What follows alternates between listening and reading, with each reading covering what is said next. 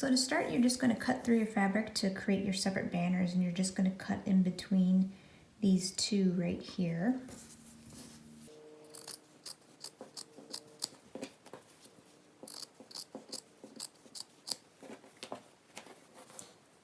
And you might have one long piece of fabric instead of two separate ones. Next, you're going to create your fringe, and you're going to do that using this toothpick to where you can just separate, kind of pull these threads over to the side, and then once you get them, you can just pull them with your finger. If you have any small children who are doing this project and you don't want them to use a toothpick because you consider it too sharp, you don't have to use the toothpick. You can just use your fingers to kind of pull these threads over to the side, and then you can pull them. So it just takes a little bit longer to do it that way, but you can still do it. And from the back side, there will be some white threads, and that's usually easier to pull those from the back side. Again, you can use the toothpick or with your fingers.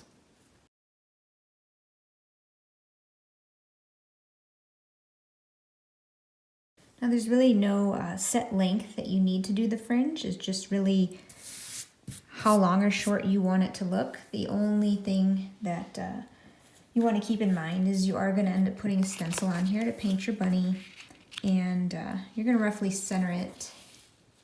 So you just don't want to make the fringe so long that you don't have a good solid piece of fabric to attach your stencil to.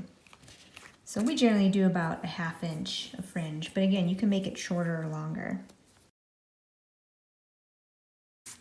And then we kind of use these thicker white threads as a good way to tell that we've got about equal fringe on both sides, that we've got the same number of the white threads showing on either side.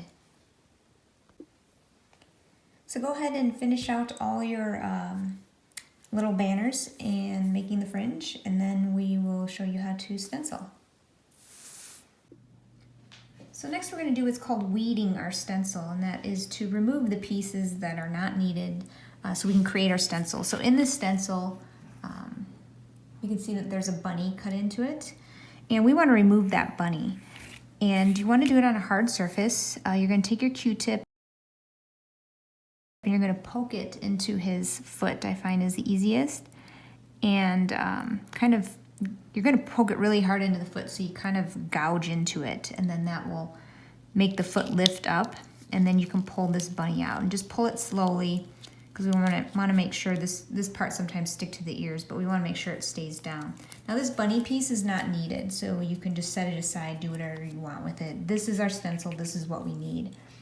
Now the reason you want to be careful when you're poking that foot is you want to poke into the foot itself.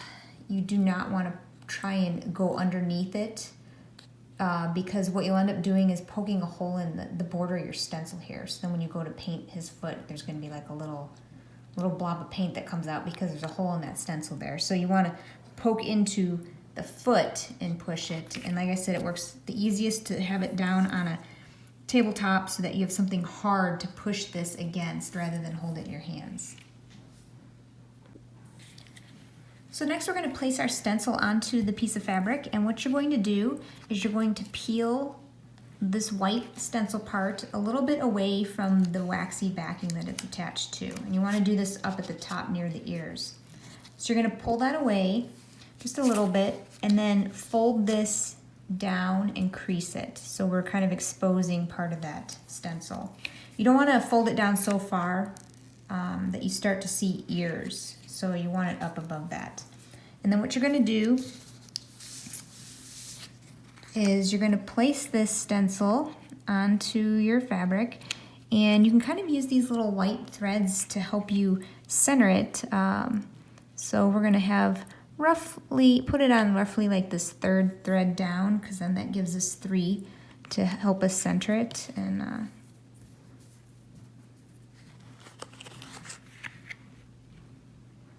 then we'll try and center it from best we can from left to right.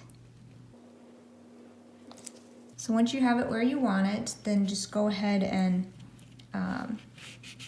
push that down so it sticks. And now hold your finger over it and press down. And we're gonna pull this backing away, and you just wanna make sure you keep pressure down here so that it doesn't pull up, but you're just gonna slide this back. Just pull it slowly. And then once you have that on there, you can go ahead and smooth that all down. Now you can also place stencils on the reverse side if you want them to alternate, like the green and then the cream. You can do it on the reverse side. So same thing. We're just gonna get this separated.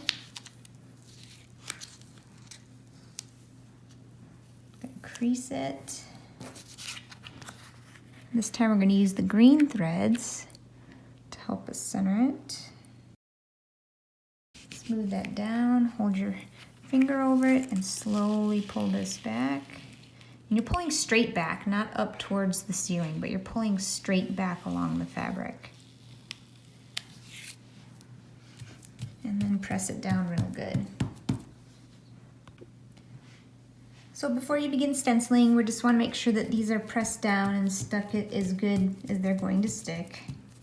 And you want to press, you don't want to rub, because if it is not stuck real good to the fabric and you rub, you could end up like it'll stick to your finger and it could lift up and crease, and then it never wants to sit right. So just kind of push around it.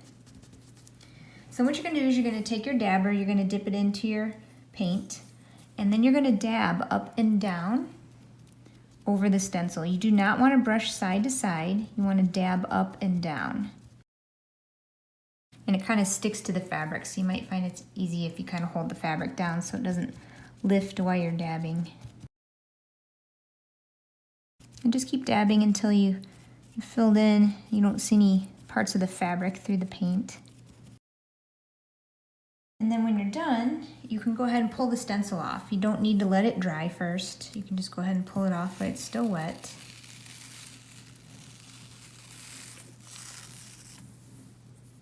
So go ahead and do all the banners that you're going to use for that particular color. When you're ready to change colors, then you'll just swap out the foam sponge in your clothespin dabber. So the last step will be to glue all the little banners to the ribbon, and what you're going to need for that is your bag of Elmer's glue, and you'll need some scissors. And what we did was we folded our ribbon in half and then took a little marker, or you could use a pen, whatever, just made a dot at the middle point after we folded in half so we know where the middle of it is. And then we just laid out all of our little banners just about an equal distance from each other, starting off the middle point. So what you're going to do is you have your bag, and the glue may have, spread upwards, and so you can just take your fingers and kind of squeegee it down to the bottom. And then what you'll do is press the corner so that you're pressing the glue away from the corner, and you're going to snip just the tiniest bit of the corner off. If you snip too big, when you go to squeeze your glue out, it's just going to put out way too much glue and it'll be very messy. So just a very, very tiny corner. If you find you're not getting enough glue to squeeze out, you can always make it bigger, but you can't make it smaller once you've cut it too big. So once you have that cut, you can kind of fold this up, because we're going to squeeze the bag, squeeze out some glue. So you're going to squeeze out some glue onto the ribbon that's the same length as the fringe. And you want a decent size amount of glue, but it shouldn't be like flowing off of the ribbon. So maybe like a uncooked spaghetti noodle kind of width. And then once you have that glue on there, our bag's kind of dripping, so I'm just gonna put a little bit of glue there while it was dripping. And you're just gonna take this and you're just going to set it on top. And then you're just gonna lightly pat the fringe down into the glue. You don't want to press really hard and just squeeze that glue out all over. So you're just going to lightly pat. And you don't want to pick up the banner and see is it sticking or not, because when you do that, the glue's just not going to hold well. So you just stick it on there and then just lightly pat. And you're just going to go all along and do that. So again, we're going to fold this back up. We're going to... I was kind of using my hand as a way to properly space these. So again, we're going to put a little line of glue. didn't make quite as nice of a spaghetti noodle, but that's all right. And then we're gonna set this up there. And then we're gonna lightly pat. So if you're doing this right after painting the bunnies, they do take quite a fair amount of time to dry. So just be careful that you're not sticking your thumb in the middle of your bunny because you will smear the paint. So just work carefully with that. So you're basically just gonna go through and apply glue to all of the ribbons and pat those in there. And then you just wanna give it a few hours for the glue to dry before you move the banner. And that's it.